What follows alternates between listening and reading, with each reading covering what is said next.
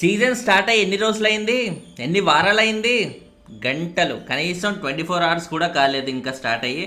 అప్పుడే గొడవలు మాత్రం ఓ రేంజ్లో అవుతున్నాయి కదా. అంటే బేసిక్గా బిగ్ బాస్లో గొడవలు అయితేనే మనం సర్వైవ్ అవ్వగలుగుతాం, ఎన్ని రోజులైనా ఉండగలుగుతాం అనే ఉద్దేశంతో చాలా పకడ్బందీగా ఒక్కొక్కరు వచ్చినట్టుగా అయితే తెలుస్తుంది ఈ సీజన్లో కంటెస్టెంట్స్. సో తద్వారా right from the day 1 launch episode time నుంచే, ఇన్ఫ్యాక్ట్ చెప్పాలంటే మణికంఠతోని లొల్లి ఏదైతే స్టార్ట్ అయిందో ఆ లొల్లితో పాటు మిగతా లొల్లి కూడా రకరకాల కాంబినేషన్స్లో అందరికీ లొల్లిలు అయితే అవుతున్నాయి అనమాట. సో చూసే బిగ్ బాస్ ఆడియన్స్కి మనకు కూడా కావాల్సింది అలాంటిదే కాబట్టి సో కంటెంట్ అయితే మ్యాక్సిమం రాబోతుంది రైట్ ఫ్రమ్ ద డే 1 నుంచి. సో ముందుగా ఏంటంటే సోనియా బేబక్క గురించి కానీ వాళ్ళ మిగతా హౌస్మేట్స్ గురించి చెప్తుంది అనమాట. అంటే బేసిక్గా ఆకలి అంత ఇర్రెస్పాన్సిబుల్గా ఉన్నారు అన్నట్టు చెప్తున్నా. అంటే బేసిక్గా యాక్చువల్లీ ఏంటంటే ఏమైందంటే లైవ్లో విష్ణుప్రియతో సోనియా చెప్తుంది. సో ఇప్పుడు ఏంటంటే మామూలుగా రైస్ ఒక వీళ్ళకి పెట్టడం బాగా అలవాటు, ఎన్ని గ్లాసులకి ఎంత రైస్కి ఎంత వాటర్ బాయిల్ అనేది బాగా రెస్పాన్సిబుల్గా ఉన్నారు కాబట్టి వాళ్ళకి అది తెలుసు, ఎక్స్పీరియన్స్ ఉంది అనే ఉద్దేశంతో వాళ్ళకి ఆ డ్యూటీ చెప్తే వాళ్ళ డ్యూటీ సక్రమంగా నిర్వర్తించలేకపోయారనమాట. నిర్వర్తించలేకపోవడం వల్ల ఏమైంది, హౌస్లో ఒకరు కాదు ఇద్దరు కాదు, హౌస్లో అందరూ ఎదురు చూసేది ఏంటిది, మధ్యాహ్నం లంచ్ గురించి. ఎందుకు ఎదురు చూస్తారంటే ఆ లంచ్ చేసేస్తే ఇమీడియట్గా టాస్క్ ఏదన్నా వచ్చిందనుకోండి వాళ్ళు వెంటనే హ్యాపీగా వెళ్ళిపోయి టాస్క్లు ఆడుకోవచ్చు కదా. సో ఇప్పుడు పుసుక్కున్న టాస్క్ ఇప్పుడు లంచ్ వాళ్ళు చేయలేదు, పుసుక్కున్న బిగ్ బాస్ ఇమీడియట్గా పిలిచి మీరు ఇప్పుడు టాస్క్ ఆడేసేయండి అంటే అందరూ సఫర్ అవ్వాల్సి వస్తుంది. ఇంతమందిని మీరు సఫర్ చేశారు మీ క్యాలిక్యులేషన్ సరిగ్గా లేక, ఇప్పుడు చూడండి రైస్ ఎవరికి లేకపోవడం వల్ల అందరూ ఆకలితో అలమటిస్తున్నారు అనే ఉద్దేశంతో సోనియా బాగా అంటే వాళ్ళ మీద కొంచెం కైకాయమని లేచింది. కైకాయం అంటే మరీ ఇట్లా సివియర్గా లేవకపోయినా కూడా లాజికల్గా చెప్తుంది అన్నమాట, లాజికల్ ఆర్గ్యుమెంటే చేస్తుంది. బట్ అది చూసే వాళ్ళకి మాటికి అదే టాపిక్ తీసి లాగుతూ ఉండడం వల్ల, లైవ్ చూసాను కాబట్టి చెప్తున్నాను, అదే పనిగా లాగుతూ ఉండడం వల్ల మేబీ చూసే వాళ్ళకి చిరాగ్గా అనిపించవచ్చు. ఆల్రెడీ నిఖిల్ ఒకసారి అయితే అన్నారు, అరే ఒకసారి నువ్వు చెప్పావు కదా అయిపోయింది, అది అందరికీ అర్థమైపోయింది పాయింట్, మళ్ళీ ఎందుకు తీస్తావు చెప్పు, వద్దు అన్నసరిగా అంటే సరే అన్నట్టుగా ఆవిడ ఊరుకుంది. బట్ అంత ఈలోపు అటు విష్ణుప్రియ కానీ ఇటు బేబక్క కానీ వీళ్ళందరూ ఇన్వాల్వ్ అయిన వాళ్ళందరూ హర్ట్ అయ్యి కూర్చున్నారు. సో ఈ డిస్కషనే హౌస్లో కూడా నడుస్తుంది అన్నమాట. అటు కిరాక్ సీత కానీ మిగతా వాళ్ళందరూ మణికంఠ కానీ వీళ్ళందరూ డిస్కషన్లో ఇన్వాల్వ్ అయ్యి చర్చించుకుంటున్నారు లైవ్లో. దీంతోపాటు మిగతా ఆస్పెక్ట్స్ కూడా మనకి ప్రోమోలో ఆల్రెడీ చూసాం కాబట్టి ఈ సీజన్లో క్యాప్టెన్సీ అనేది లేదు కాబట్టి ఆ క్యాప్టెన్సీ బదులుగా దాన్ని సబ్స్టిట్యూట్ చేస్తూ 3 చీఫ్స్ని బిగ్ బాస్ నియమించబోతున్నాడు. ఈ 3 చీఫ్స్ కోసం టాస్క్లు అనేవి జరుగుతాయి అన్నమాట. సో బాగుంది, ప్రతిసారి క్యాప్టెన్సీ లేదు అని అనౌన్స్ చేశాక ఇంకెలా ఉంటుంది సీజను, టాస్క్లు ఎలా పెడతారో, టాస్క్లు గెలవాలంటే కంటెస్టెంట్స్కి ఉండే ఆ ఊపేంటి, ఇప్పుడు ఎట్లాగైనా క్యాప్టెన్ అవ్వాలి అంటే కింద మీద పడి గెలిచేస్తారు, ఆల్మోస్ట్ ఫిజికల్గా దెబ్బలు తిని కూడా ఇంతకుముందు సీజన్స్లో టాస్క్లు ఆ రేంజ్లో ఆడేవారు. వాళ్ళు క్యాప్టెన్ అవ్వాలి, ఇమ్యూనిటీ పొందాలి, నేను క్యాప్టెన్ అనిపించుకున్న రూలింగ్ చేయాలనే ఉద్దేశంతో బాగా చేసేవాళ్ళు. బట్ క్యాప్టెన్సీ తీసేసరికి అలాంటి అవకాశం ఇంక ఉండదు కదా అన్నట్టుగా అందరూ అనుకున్నారు. బట్ అలాంటి అవకాశమే బిగ్ బాస్ మరొక రూపంలో, అంటే ఇమ్యూనిటీ కాకపోయినా కూడా చీఫ్స్ అంటూ మేమే చీఫ్ అన్నట్టుగా ఒక చీఫ్ మినిస్టర్ లాగా ఆ కైండ్ ఆఫ్ ఫీలింగ్ వచ్చేలాగా 3 పొజిషన్స్ని అయితే బిగ్ బాస్ పిక్ చేసుకున్నారు. ప్రతిసారి క్యాప్టెన్ అంటే ఒకరే ఉంటారు, బట్ చీఫ్స్ మటుకు 3 ఉంటారన్నమాట. సో ఆ 3ని ఎంపిక చేసే క్రమంలో టాస్క్లు అనేవి కండక్ట్ చేస్తున్నారన్నమాట ప్రస్తుతానికి. సో ఆల్రెడీ నేను నా ప్రీవియస్ వీడియోలోనే చెప్పాను, దీని గురించి ఆల్రెడీ నేను ఇన్ఫర్మేషన్ కూడా ఇచ్చాను. టోటల్ 6 మెంబర్స్ ఇందులో పార్టిసిపేట్ చేయబోతున్నారు. నిఖిల్, నైనిక, యష్మి, శేఖర్ భాష, బెజవాడ బేబక్క అండ్ నబీల్ అఫ్రిది. సో వీళ్ళ 4 వీళ్ళ 6 మెంబర్స్ పార్టిసిపేట్ చేస్తే ఈ 6 మెంబర్స్లో only Nikhil and Nainika win అయ్యారు. అందుకే మనకి ప్రోమో చూసుకుంటే వాళ్ళిద్దరే సైడ్కి నిల్చొని మిగతా వాళ్ళ అభిప్రాయాన్ని కానీ వాళ్ళ వాయిస్ని కానీ వింటూ ఉన్నారన్నమాట. వాళ్ళు విన్ అయ్యారు కాబట్టి ఆ టాస్క్లో వాళ్ళిద్దరిని సెపరేట్ చేసి చూపించారు, మిగతా వాళ్ళని ఇంకో సైడ్ కూర్చున్నారు. ఇంకో సైడ్ వాళ్ళకి ఇప్పుడు బీభత్సమైన ఫైట్ అయితే అవుతుంది. అక్కడ యష్ముకి కానీ సోనియా కానీ ఏ రేంజ్లో ఆర్గ్యుమెంట్ అనేది జరుగుతుంది కదా.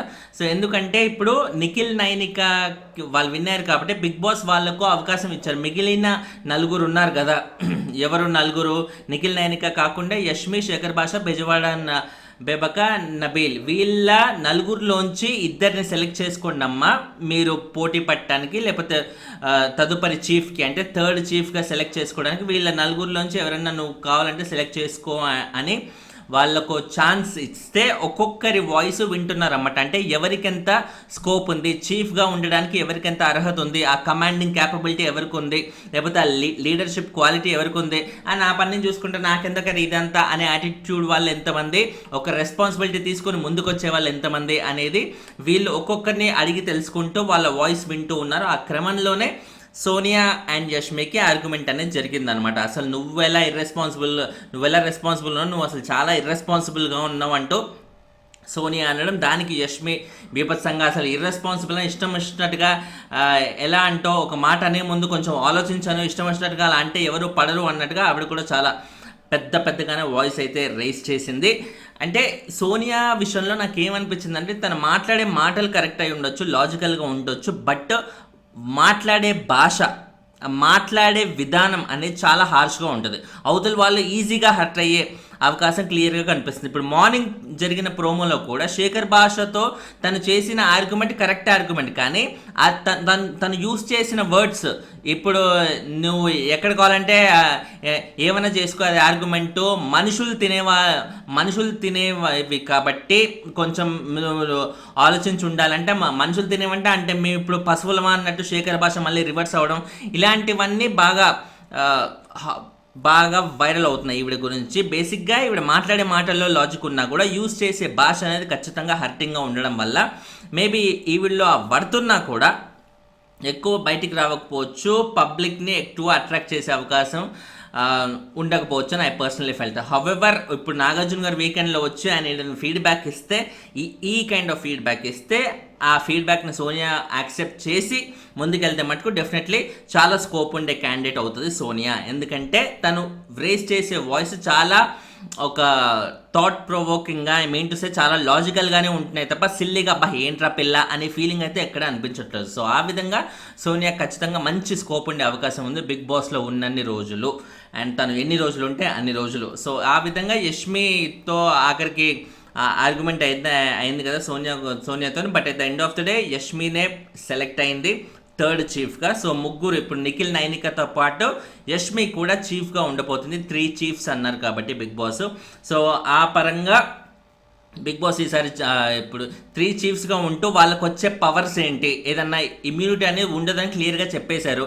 ఇమ్యూనిటీ కాకుండా ఇంకా వాళ్ళకి చీఫ్స్ అవ్వడానికి ఇచ్చే బూస్ట్ అంటే ఇప్పుడు క్యాప్టెన్సీ కేవలం అరే నీకు క్యాప్టెన్సీ వల్ల ఇమ్యూనిటీ రాదు, బట్ నువ్వు క్యాప్టెనే, హౌస్ నువ్వు లీడర్షిప్ చెయ్యి, నువ్వు అట్లా లీడర్ లాగా ఉండు అంటే వాడికి వచ్చే ఉత్సాహం ఎంత ఉంటుంది. ఎందుకంటే ఇప్పుడు ఆ పోస్ట్ ఏమి చీఫ్ మినిస్టర్ పోస్ట్ కాదు, ప్రైమ్ మినిస్టర్ పోస్ట్ కాదు, కంప్లీట్గా నేనే కింగ్ రాజు అన్నట్టుగా ఆ వారానికి క్యాప్టెన్సీ ఎవరన్నా కోరుకునేది మెయిన్ ప్రైమరీ రీజన్ అంటే ఓన్లీ ఇమ్యూనిటీ వస్తుందని, అది మెయిన్ రీజన్ అవుతుంది. మిగతావన్నీ సెకండరీ అవుతుంది. ఎంత పెద్ద దానివల్ల ఆ వారం అంతా నీకు ఎక్కువ ఫుడ్ వస్తుంది అని చెప్పినా కూడా, ఇంకేం వచ్చినా చెప్పినా కూడా ఇమ్యూనిటీకి మించిన కిక్ అయితే ఇంకేవీ ఇవ్వదు. అన్లెస్ అండ్ అంటిల్ చాలా విపరీతమైన ప్యాషన్ ఉండి క్యాప్టెన్ ఎలాగైనా అవ్వాలనే ఉద్దేశంతో అవ్వడం తప్ప. ఇప్పుడు లాస్ట్ సీజన్లో చూసుకుంటే అమర్దీప్ అలాగే అయ్యాడు, తనకి ఇమ్యూనిటీ లేకున్నా కూడా క్యాప్టెన్ నేను అవ్వాలి అన్నట్టుగా చాలా కసితో ఉంటే బిగ్ బాస్ ఆఖరికి ఆయనని క్యాప్టెన్ అయితే చేసేశారు. అంత కోరిక, ఎందుకంటే అమర్దీప్కి ఇప్పుడు క్యాప్టెన్సీ తీసుకొని ఇమ్యూనిటీ పొందాలనే ఆ పొజిషన్లో లేడు. ఎందుకంటే తనకు ఆల్రెడీ బీభత్సమైన స్టార్డమ్ అనేది ఉంది, సీరియల్స్ ద్వారా మంచి పాపులారిటీ అనేది ఉంది కాబట్టి తనకు ఇమ్యూనిటీ కోరుకోవాల్సిన అవసరం లేదు. సో తను కేవలం క్యాప్టెన్సీ ద్వారా వచ్చే ఆ లీడర్షిప్ దీన్ని ఆ రాజులాగా ఉండే ఆ విధానాన్ని మాత్రమే కోరుకున్నాడు. తనకి బిగ్ బాస్ కూడా అదే అలౌట్ చేశాడు.